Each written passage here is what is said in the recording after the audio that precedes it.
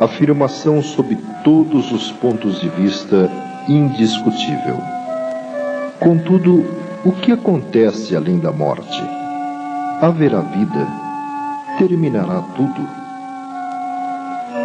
A ânsia pela satisfação dos sentidos, o imediatismo, a ignorância ou mesmo o orgulho são razões para que poucos procurem se interessar ou aprofundar na questão.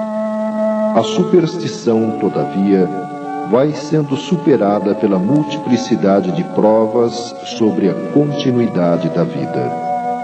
A inerente apreensão a respeito da sobrevivência acompanha a humanidade desde épocas imemoriais. Isso e parte das ações desenvolvidas no último século para obter-se a certeza da continuidade da vida vão ser revistas por nós na sequência deste programa.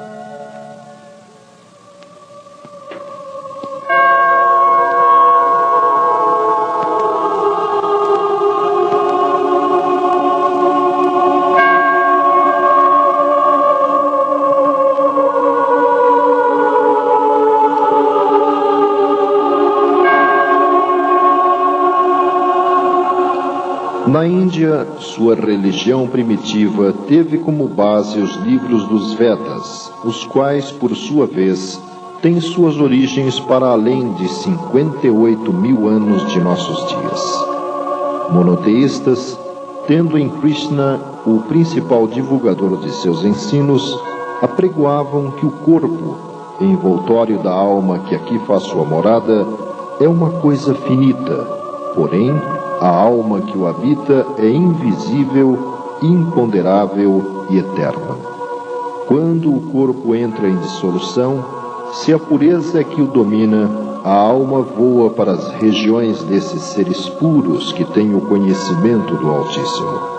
Mas, se é dominado pela paixão, a alma vem de novo habitar entre aqueles que estão presos às coisas da terra. Na Ásia, mais recentemente, 500 anos antes de Cristo, Sakyamuni ou Buda ensinava a seus discípulos que a morte não é senão uma ilusão, um dos agentes da vida que exige uma renovação contínua e transformações incessantes. No Egito, Hermes Trismegisto, 20 séculos antes de Cristo, explicava que o destino do espírito humano tem duas fases: cativeiro na matéria e ascensão na luz. As almas inferiores e más ficam presas à terra por múltiplos renascimentos, porém, as almas virtuosas sobem voando para as esferas superiores, onde recobram a vista das coisas divinas.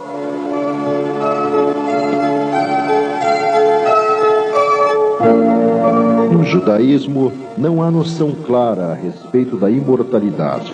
Contudo, Moisés, em seu Deuteronômio, capítulo 18, versículos 1, 2 e 12 do Velho Testamento, adverte: Nunca exista entre vós quem consulte adivinhos, quem observe sonhos e agouros, que use de malefícios, sortilégios, encantamentos, ou consultem os que têm o espírito pitônico e se dão a práticas da adivinhação, interrogando os mortos. Na Grécia, Pitágoras, também 500 anos antes de Cristo, fundamentando a ciência esotérica, explicava que a alma era o espírito envolvido em seu corpo fluídico e etéreo. Seu destino, sua queda e cativeiro na carne, seus sofrimentos e lutas, sua reascensão gradual, seu triunfo sobre as paixões e sua volta final à luz, tudo isto constitui o drama da vida. Na Gália, os druidas afirmavam que as almas não se sepultavam nos sombrios reinos do Érebo, mas sim voltavam a animar outros corpos em novos mundos. A morte não era senão o termo de uma vida. Alicerçando a doutrina cristã, Jesus forneceu várias indicações a respeito da sobrevivência da alma, como no insuperável Sermão da Montanha, dizendo: Bem-aventurados os que têm o coração puro, porque verão a Deus. Ou, como registrado no capítulo 14, versículo 2 do Evangelho de São João: Há diversas moradas na casa de meu Pai.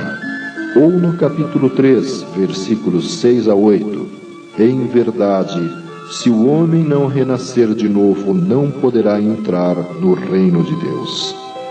Ele mesmo demonstrou a sobrevivência após a morte, aparecendo a seus discípulos dias após a crucificação.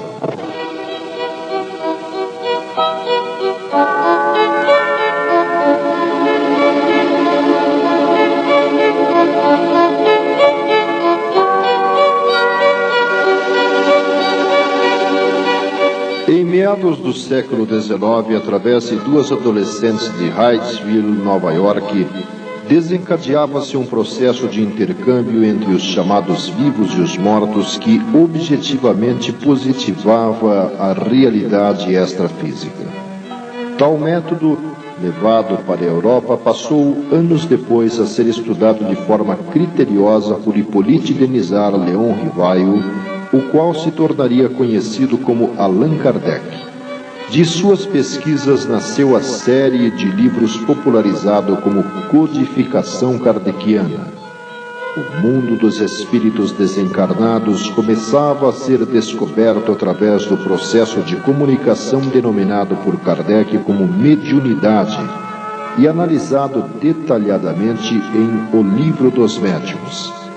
Já a questão da morte foi meticulosamente verificada por Kardec em O Céu e o Inferno, ou A Justiça Divina segundo o Espiritismo, obra publicada em 1865, notadamente em sua segunda parte, onde o codificador apresenta depoimentos de 66 espíritos obtidos por via mediúnica e agrupados conforme o tipo de desenlace do comunicante.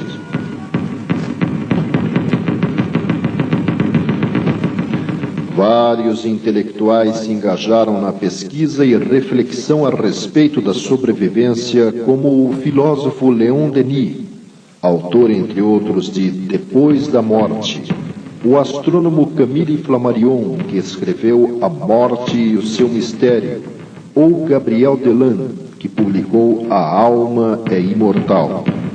Outros cientistas aprofundaram investigações sobre as manifestações dos sobreviventes à morte, como o químico inglês William Crookes, que em 1874, pela médium Florence Cook, obteve e fotografou a materialização do espírito de Kate King, ou o físico e astrônomo alemão Friedrich Zollner, o qual em 1877, após estudos com o médium inglês Henry Slade, propôs a existência da quarta dimensão da matéria.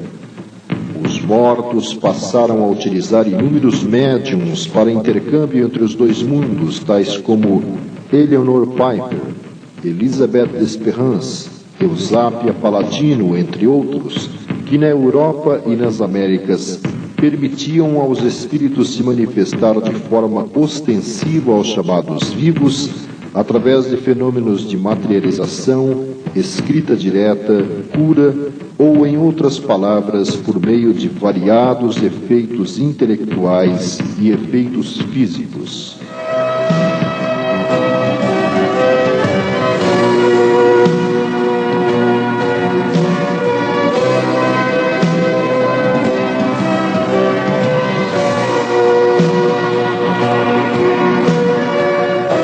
Quantidade de ocorrências inexplicáveis pelos conhecimentos disponíveis era tamanha que levou o cientista francês Charles Richer em 1900 a propor a metapsíquica, ciência cujo objetivo era estudar os fenômenos mecânicos ou psicológicos devidos a forças que parecem ser inteligentes ou a poderes desconhecidos latentes na inteligência humana.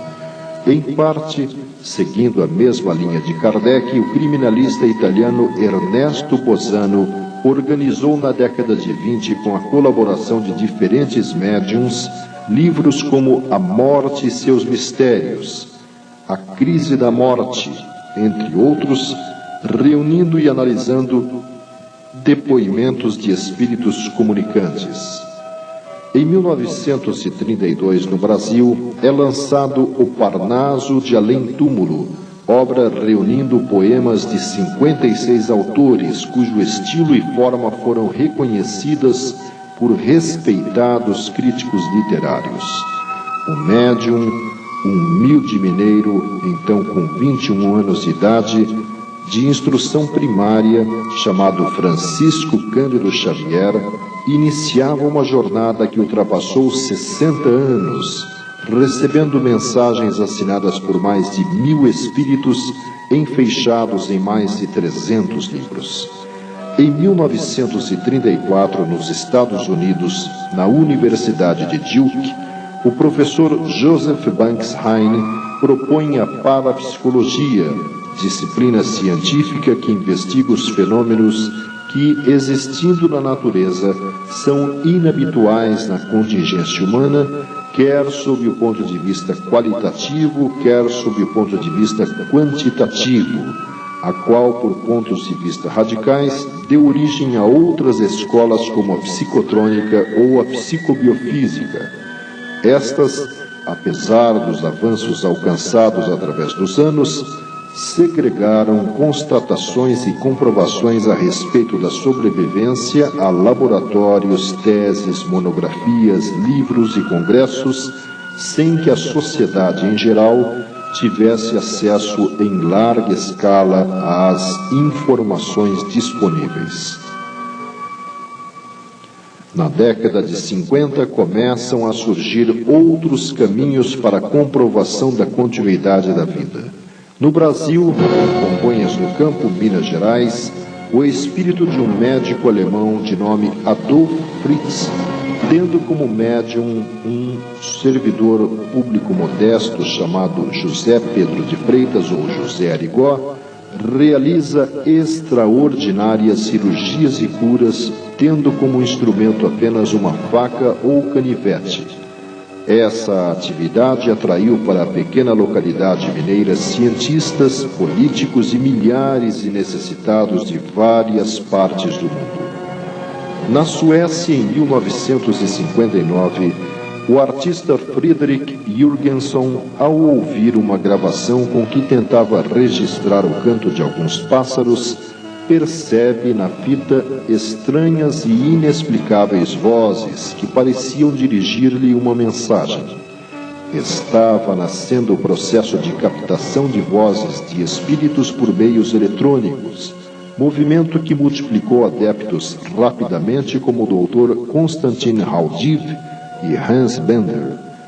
Na década de 70, Raymond Moody Jr., psiquiatra americano, revela suas pesquisas através de um livro que se tornou best-seller, Vida Depois da Vida, reunindo depoimentos de pessoas consideradas mortas clinicamente e que, por processos mecânicos, químicos ou espontaneamente, retornaram à vida, revelando suas impressões, sensações e prováveis experiências astrais.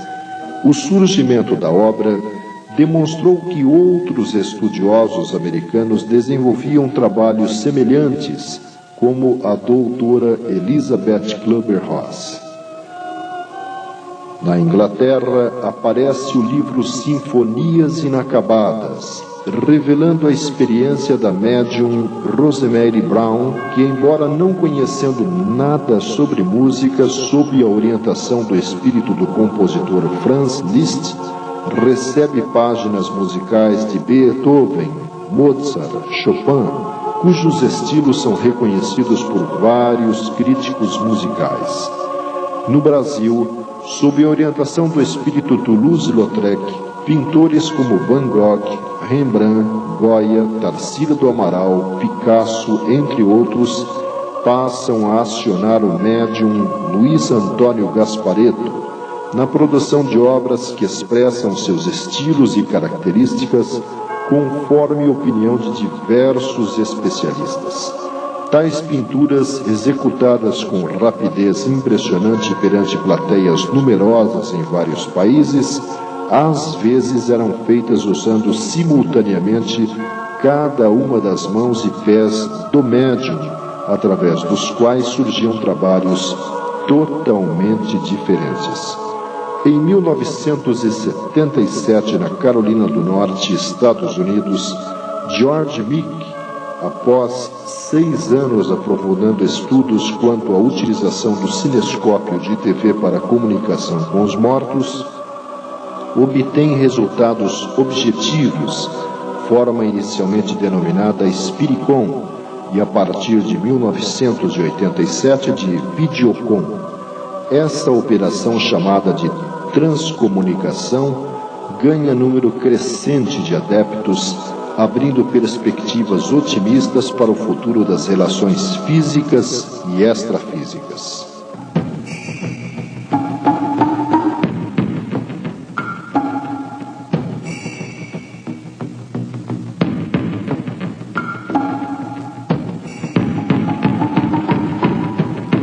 Apesar da quantidade de evidências sobre a continuidade da vida, nenhuma proposta foi tão precisa e aprofundada como a do Espiritismo, que dá a dimensão exata do que é o morrer e o após. Além da citada coletânea da obra O Céu e o Inferno, de Allan Kardec, nosso século, através de inúmeros médiuns e principalmente de Francisco Cândido Xavier, viu descortinar-se a realidade pós-morte com muita objetividade. Especificamente, temos a obra Voltei, assinada pelo espírito irmão Jacó, pseudônimo do empresário Frederico Figner, e Nosso Lar, de André Luiz, que transmitiu uma série de livros colocando-se como repórter das experiências envolvendo as duas dimensões da vida. Dentre eles, Obreiros da Vida Eterna descreve as repercussões físicas e espirituais durante o processo de desencarne de um ateu, um protestante, um espírita e um católico. Naquela que é uma das mais recentes fases do trabalho mediúnico de Francisco Cândido Xavier, foram recebidas milhares de mensagens compiladas em dezenas de livros, contendo datas, nomes, fatos, descrições de situações vividas pelos remetentes e destinatários das páginas, tão ricas e variadas que absolutamente não poderiam ser do conhecimento do médium, a menos que dispusesse de sofisticado sistema de informática.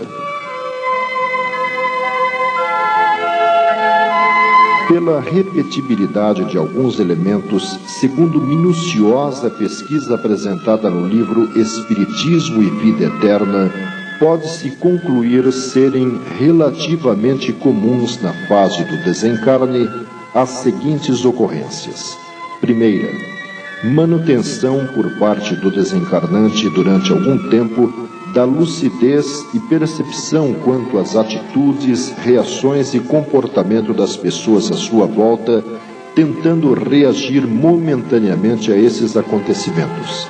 Segunda, ser acometido de um sono profundo, desmaio, torpor ou estado de inconsciência irresistível. Terceira, ocorrência de sonhos. Quarta, sensação de deslocamento do espírito para fora do corpo carnal. Quinta, visão de entidades espirituais que auxiliam no processo de desencarne. Sexta, a visão de uma névoa ou neblina branca e suave a envolver o recém-chegado à dimensão espiritual. Sétima, observação do antigo corpo carnal. Oitava, percepção das manifestações de inconformidade como choro, aflição, etc., dos que permanecem no plano físico. Nona, despertamento num leito de hospital no plano espiritual. Décima, perplexidade ante a consciência de se sentir vivos. 11ª, o reencontro com familiares e amigos que já haviam morrido. E finalmente 12ª, a recapitulação dos fatos da própria vida. O Livro dos Espíritos afirma categoricamente que a única fatalidade que existe na vida é o instante da morte, que é previsto no roteiro que o ser segue em sua passagem pelo plano material denso. Em vista disso, a questão da eutanásia deve ser descartada em razão do sofrimento desnecessário a que se pode expor a criatura, que afinal prosseguirá vivendo, bem como no caso do suicídio, como se pode avaliar estudando o livro Memórias de um Suicida, recebido pela médium Ivone Pereira. Quanto à doação de órgãos para transplantes, dizem os espíritos que a atitude deve ser feita com despreendimento e, naturalmente, o sentido humanitário da decisão, pelos méritos de que se reveste, funcionará como atenuante, favorecendo a ação de entidades especializadas no processo do desencarne. No que se refere à cremação do corpo, os espíritos recomendam aguardar-se no mínimo um prazo de 72 horas para que o despreendimento espírito-matéria possa ser consumado. Através do médium Francisco Cândido Xavier, o instrutor espiritual Emmanuel diz: a impressão da alma no momento da morte varia com os estados de consciência dos indivíduos. Para todas as criaturas, porém, manifesta-se nesses instantes a bondade divina, através da assistência de seus protetores e amigos invisíveis, que os auxiliam a se libertar das cadeias que os prendem à vida material. As sensações são mais ou menos de acordo com o tipo de morte. Elas, porém, passam. E nos primeiros tempos no plano espiritual, vai a alma colher os frutos de suas ações no plano físico. O adágio tal vida, tal morte, recebe então sua sanção plena. E conclui: o Espiritismo começou o inapreciável trabalho de positivar a continuação da vida além da morte, fenômeno natural do caminho de ascensão. Esferas múltiplas de atividade espiritual interpenetram-se nos diversos setores da existência. A morte não extingue a colaboração amiga, o amparo mútuo, a intercessão confortadora, o serviço evolutivo. As dimensões vibratórias do universo são infinitas, como infinitos são os mundos que povoam a imensidade. Ninguém morre. O aperfeiçoamento prossegue em toda parte. A vida renova, purifica e eleva os quadros múltiplos de seus servidores, conduzindo